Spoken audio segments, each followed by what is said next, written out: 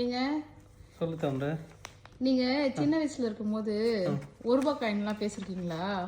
அப்போ ஒரு போன் வருமே ஒரு ரூபாய் காயின் போட்டு பேச. சரி தெரியும், எல்லோ கலர்ல இருக்கும். ஒரு ரூபா காயின் எங்க வீட்லயே இருந்தது. நாங்க வந்து கல்லாலிப்பூட்ல மொத்தம் ஒரு 450 வீடு இருக்கும். அந்த 450 வீடுல மொத்தம் ஒரு 3-4 வீட்டுல தான் அந்த ஒரு ரூபா காயினே இருந்தது. எங்க வீட்லயே வந்து கடை இருக்குது, மல்லிகை கடை. நான் சொல்லியிருக்கேன், நிறைய பேருக்கு தெரியும். எங்க அம்மா தான் கடையை பார்த்துங்கிறாங்க. அந்த ஒரு ரூபா காயின் வச்சப்ப என்ன ஆச்சுன்னா, நிறைய பேர் வந்து அந்த 10 ரூபாய் எடுத்துட்டு வருவாங்க. எடுத்துட்டு வந்து 10 காயின் நம்ம கொடுப்போம், வாங்கிட்டு போட்டுட்டு, அது மெயினா வந்து ஒரு சில பேர் அவங்களுடைய பொண்ணுக்கு வெளியூர்ல இருக்கிறவங்களுக்கு பையனுக்கு கால் பண்ணுவாங்க. இதெல்லாம் கூட வந்து நம்ம என்ன சொல்றது ஏத்துக்கலாம். அந்த லவரு கால் பண்ண வருவாங்கல்ல, அதுதான் ரொம்ப சுவாரஸ்யமே. ஒரு ரூபா காயினை வாங்கி போட்டுட்டு, ஹலோ கேக்குதா சொல்லு. இன்னும் ஒரு சில பேர் ஹலோ சொல்லு சரி அப்படி ஹலோ சொல்லு கேக்குதா. இன்னும் வந்து போன காதுக்குள்ள இல்ல வாய்க்குள்ளேயே வச்சுப்பாங்க. நம்மளுக்கா என்னடா இது எப்படா போகணுங்கன்ற மாதிரி இருக்கும். இது என்னன்னா இப்ப இந்த ஒரு சில பேர் என்ன பண்ணுவாங்க, இந்த வயசு பசங்க பொண்ணுங்க வந்து வீட்டுக்கே தெரியாம வந்து பேசுவாங்க.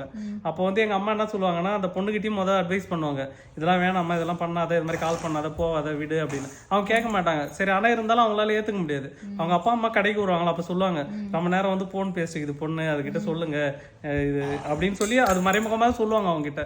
அப்ப அவங்க இப்போ வந்து அதை கேட்ச் பண்ணிட்டு போய் திரும்ப வீட்டுல கேட்பாங்க. இதனால வந்து நிறைய பேருக்கு நம்ம அட்வைஸ் பண்ணிருக்கோம். நிறைய பேர் வந்து அதுக்கப்புறம் அதை விட்டுருவாங்க. 10 ரூபாய் 10 காயினும் காலி ஆயிடும்.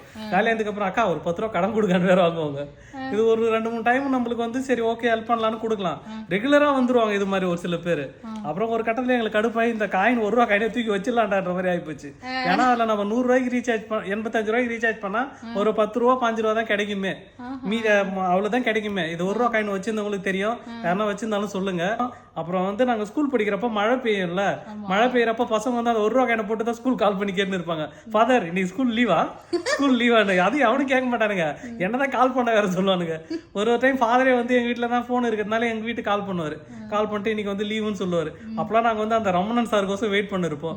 இன்று அதீத மழை பெய்ய இருப்பதால் விழுப்புரம் மாவட்ட மாணவர்களுக்கு விடுமுறை அளிக்கப்படுகிறது அப்படின்னு சொல்லுவாரு. இது மாதிரி வந்து அப்புறம் செய்தி பார்த்துன்னு இருப்போம். செய்தியில இந்த 1 ரூபா காயின் வந்து பாத்தீங்கன்னா அவ்வளோ ரொம்ப சுவாரஸ்யமான இது. நிறைய பேர் இந்த 1 ரூபா காயின்ல என்ன சொல்றது லவ் பண்ணியிருப்பீங்க, காதல் பண்ணியிருப்பீங்க, நிறைய விஷயத்துக்கு முக்கியமான விஷயத்துக்கும் யூஸ் பண்ணியிருப்பீங்க. இந்த 1 ரூபா காயினும் சோசியல் மீடியா ஒன்று. நம்ம அதை ப்ராப்பரா யூஸ் பண்ணியிருந்தா ப்ராப்பரா போவோம். அது நம்ம வந்து தப்பான வழிக்கு யூஸ் பண்ணியிருந்தா தப்பான வழி கூட்டு போவோம். இதுதான் ஓகேங்களா. இது எதுக்குன்னா இப்போ வந்து நிறைய பேர் வீணா போறதுக்கு இல்லை, நிறைய பேர் வந்து இதுவாகிறதுக்கு காரணம் வந்து என்னன்னா, அந்த 1 ரூபா காயின் மாதிரி இல்லை, ஆள் இல்லை சொல்றதுக்கு. அவங்களுக்கு ஃபோன் வந்துச்சு, அவங்களுக்கு இஷ்டத்துக்கு பேசிக்கிறாங்க, அவங்க இஷ்டத்துக்கு போய்க்கிறாங்க. அதனால தான் பிரச்சனை. ஓகேங்களா. ஓகே மக்களே, நீங்களும் இதே மாதிரி 1 ரூபா காயின்ல யாராவது பேசி இது மாதிரி அனுபவம் இருந்ததுன்னா சொல்லுங்க, நான் கமெண்ட்ல சொல்லுங்க. ஓகேங்களா. எங்களுடைய வீடியோ உங்களுக்கு பிடிச்சிருந்ததுன்னா லைக் பண்ணுங்க, ஷேர் பண்ணுங்க. ஓகேங்களா. சப்ஸ்கிரைப் பண்ணுங்க.